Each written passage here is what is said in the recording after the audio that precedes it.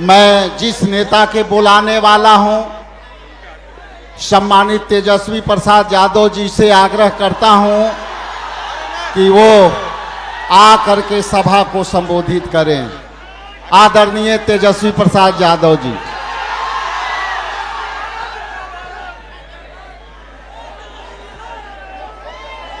आज बैठ आज के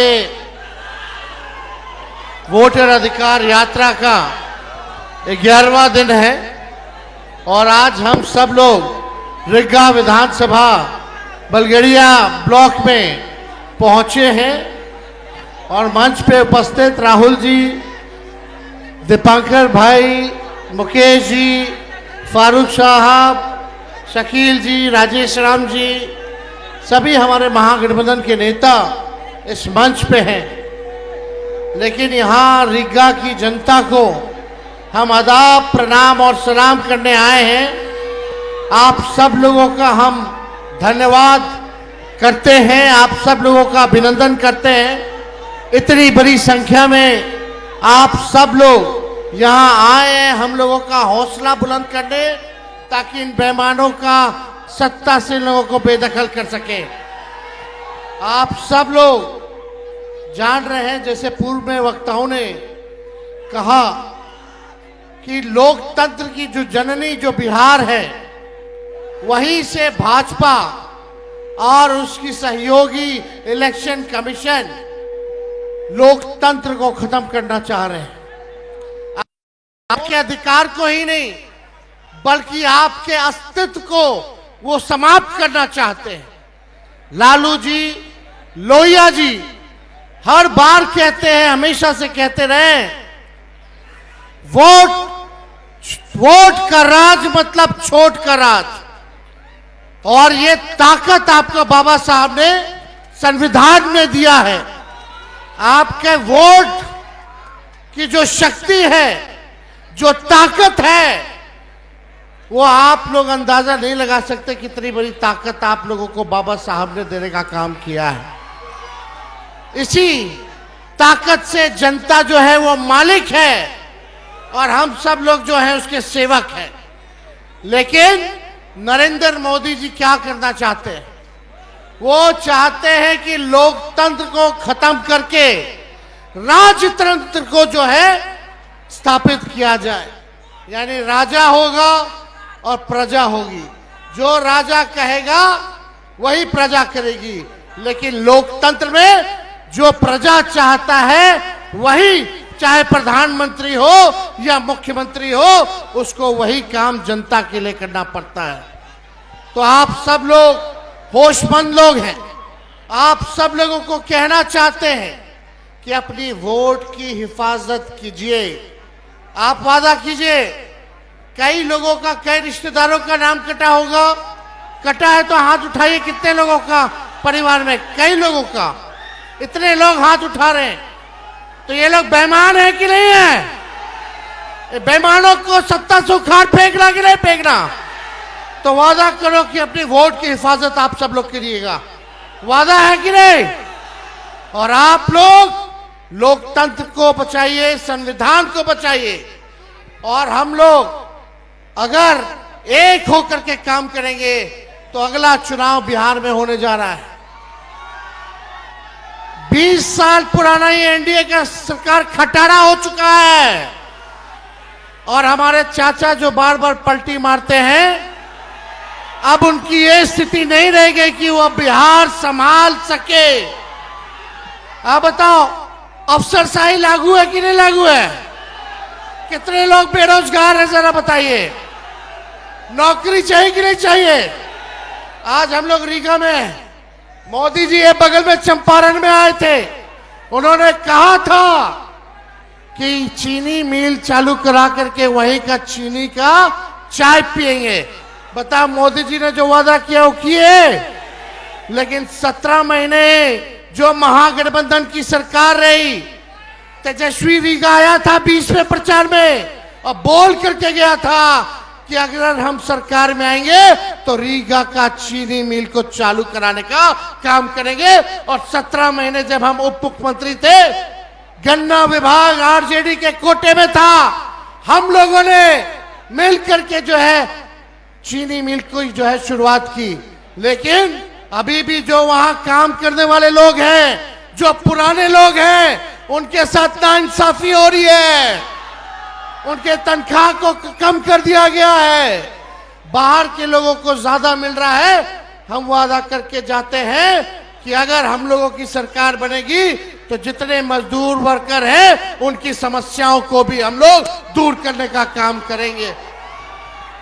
पढ़ाई, दवाई, कमाई, सिंचाई, सुनवाई और कार्रवाई वाली सरकार होनी चाहिए। लेकिन ईमानदारी से कहना, थाना चले जाइए, ब्लॉक चले जाइए, घूसखोरी बढ़ी है कि नहीं बढ़ी है? अपराध बढ़ा है कि नहीं बढ़ा है? अपराध और भ्रष्टाचार से मुक्ति चाहिए कि नहीं चाहिए? तो मुक्ति चाहिए तो सत्ता को बदलिए और एक नई सरकार बनाइए जो नए सोच के साथ बिहार के आगे ले जाने का काम करे, जहां गरीबी कम करे, पलायन को रोके और बेरोजगारी को खत्म करना है। बेरोजगारी हमारा दुश्मन है। हम लोगों की सरकार आएगी तो हम लोगों ने 5 लाख नौकरी दिया, आने वाले समय में भी लाखों नौकरियां जो है हम लोगों की सरकार देने का काम करेगी। आप सब लोगों को पता है ये सरकार नकलची सरकार है। तेजस्वी ने कहा पेंशन बढ़ाएंगे, तो ये सरकार भी पेंशन बढ़ाती है। तेजस्वी ने कहा बिजली मुफ्त में देंगे, तो ये सरकार भी कहती है 125 यूनिट वो भी मुफ्त में देगी बिजली। हमने कहा युवा आयोग बनाएंगे, ये सरकार कहती है कि युवा आयोग बनाएंगे। हमने कहा डोमिसाइल लागू करेंगे, तो ये सरकार कहती है कि डोमिसाइल लागू करने का काम करेंगे। ये नकलची सरकार है, नकलची सरकार। हम लोगों ने जो कहा वही ये सरकार कर रही है। भले ही हम लोगों क्या नकल कर ले, लेकिन इनके पास सोच नहीं है, विजन नहीं है। विजन कहां से लाएंगे? इसलिए आप लोगों को तय करना है, डुप्लीकेट सीएम चाहिए, नकल करने वाला, कि ओरिजिनल सीएम चाहिए? अरे हाथ उठा के बताइए, डुप्लीकेट की ओरिजिनल? ओरिजिनल ना। हम मिल करके काम करेंगे, चाहे कोई जात के हो, कोई धर्म के हो, कोई वर्ग के हो, सब लोगों को हम लोग साथ लेकर के चलेंगे। लेकिन ये बीजेपी वाले दंगा फसाद कराने वाली पार्टी है, तो इनके चक्कर में मत रहिएगा। ये हिंदू मुसलमान करेंगे ताकि आप बेरोजगारी का मुद्दा छोड़ दे, आप महंगाई का मुद्दा छोड़ दे, आप पलायन का मुद्दा छोड़ दे, आप शिक्षा चिकित्सा का मुद्दा छोड़ दे। इसलिए असल मुद्दे की लड़ाई करनी है, मुर्दों की बात नहीं करनी। मुद्दे पर चुनाव हम लोगों को लड़ना है। तो आप सब लोग इतने बड़े पैमाने पे यहाँ आए हैं, आप सब लोगों का हम अभिनंदन करते हैं, स्वागत करते हैं। एक बार जोर से नारा लगाइएगा। देखिए हम लोग पूरे बिहार घूम रहे हैं, 11वां दिन है, और जहां जहां जा रहे हैं वहां की जनता एक चीज बोल रही है, वोट चोर। मजा नहीं आया, रीगा की जनता थोड़ा बुलंद आवाज होना चाहिए, वोट चोर, वोट चोर, वोट चोर। वोट की चोरी कौन कर रहा है? नहीं सुनाई दिया? वोट की चोरी कौन कर रहा है? वोट की चोरी कौन कर रहा है? बहुत बहुत धन्यवाद आपका। और हम राहुल जी का भी हम स्वागत करते हैं कि मां सीता जानकी के धरती पे ये आए हैं और आप सब लोगों का लड़ाई लड़ रहे हैं संविधान को बचाने के लिए, लोकतंत्र को बचाने के लिए। इन्हीं चंद शब्दों के साथ हम अपनी बात को विराम देते हैं। जय हिंद, जय बिहार। अब आपके बीच मां जानकी के धरती पर वोटर अधिकार यात्रा को लेकर के आए इंडिया गठबंधन के तमाम नेतृत्वकर्ता को आभार प्रकट करते हुए स्थानीय पूर्व विधायक टूना जी, एमएलसी फारूक जी, संतोष जी, बबलू जी, रट्टू प्रसाद जी, मनोज राय जी, सबको मैं आभार प्रकट करता हूं। आदरणीय हमारे न्याय योद्धा, सामाजिक न्याय के लड़ाई लड़ने वाले, हक दिलाने वाले आदरणीय राहुल गांधी जी से निवेदन करता हूं कि महती सभा को संबोधित करें। आदरणीय राहुल गांधी। धन्यवाद भैया। प्रेस वाले बैठ जाइए प्लीज।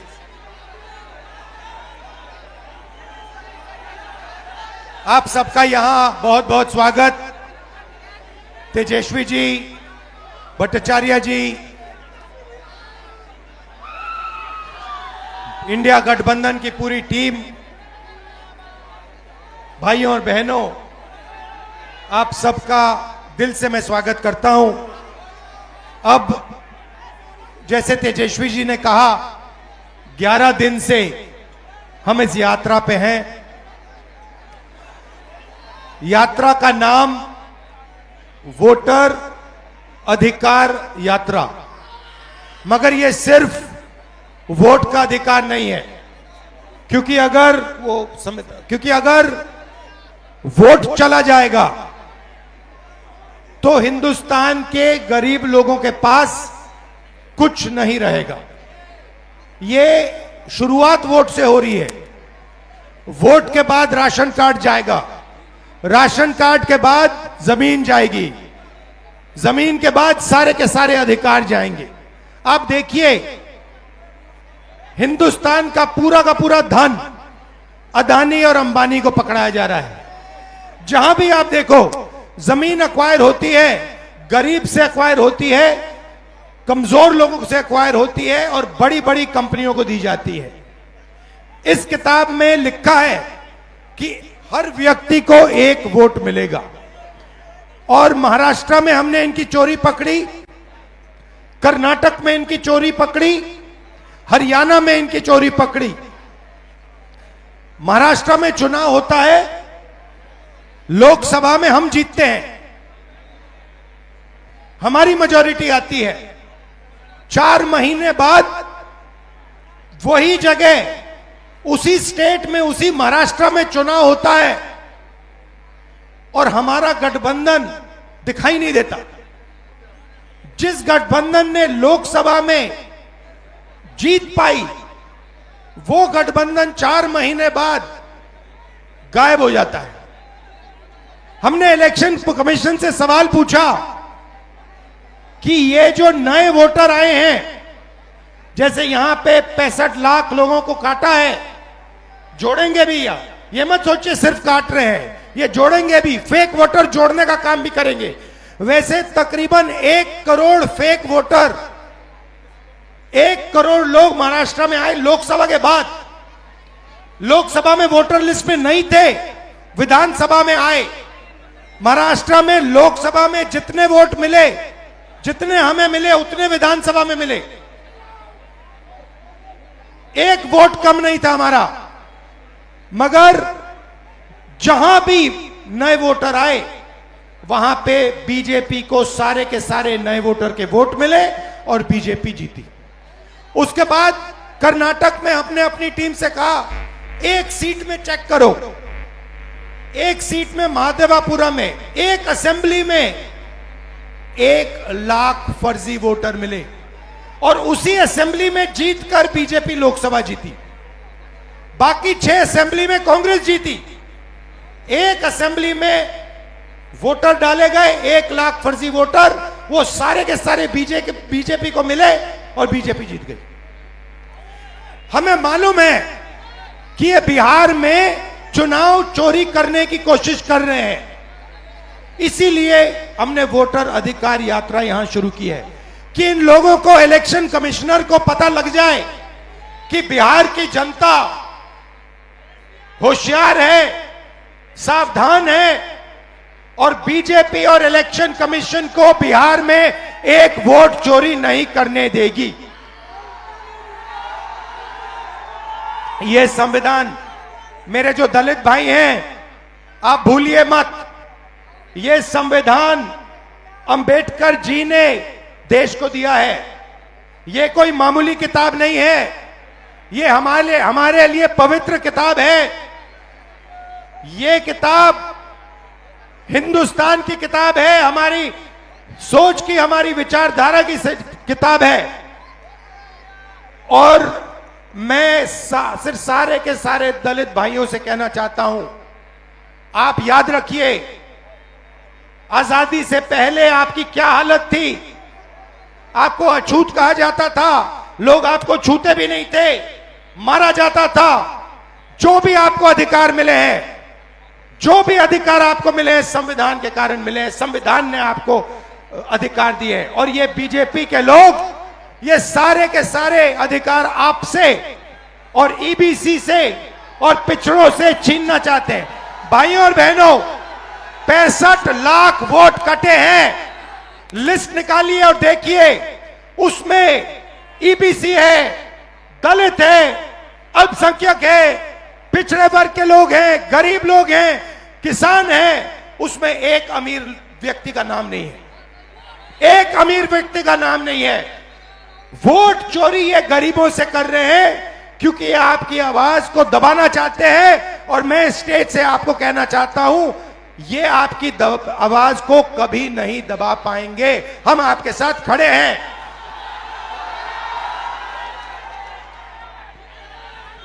आपने अपनी पूरी की पूरी शक्ति इस यात्रा में डाल दी।